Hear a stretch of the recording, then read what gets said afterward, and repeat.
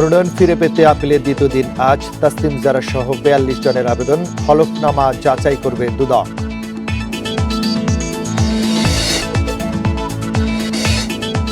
জগন্নাথ বিশ্ববিদ্যালয়ের যক্ষু নির্বাচনে ২১টি পদে প্রার্থী ১৫৭, হল সংসদে ১৩টি পদে প্রতিদ্বন্দ্বিতায় ৩৩ জন।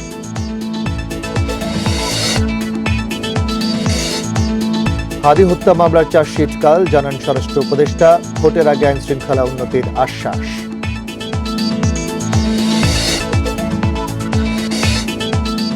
গুম ঠেকাতে র্যাবের বিলুপ্তি চায় কমিশন, আইন শৃঙ্খলা রক্ষার দায়িত্ব থেকে সশস্ত্র বাহিনীকে প্রত্যাহারের পরামর্শ।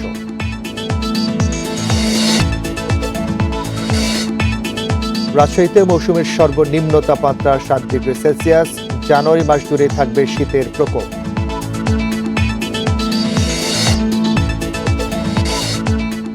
আদালতে নিজেকে নির্দোষ দাবি মাদুরোর, বলেন এখনো তিনি প্রেসিডেন্ট। ভেনেজুয়েলার ঘটনায় ঢাকার উদ্বেগ।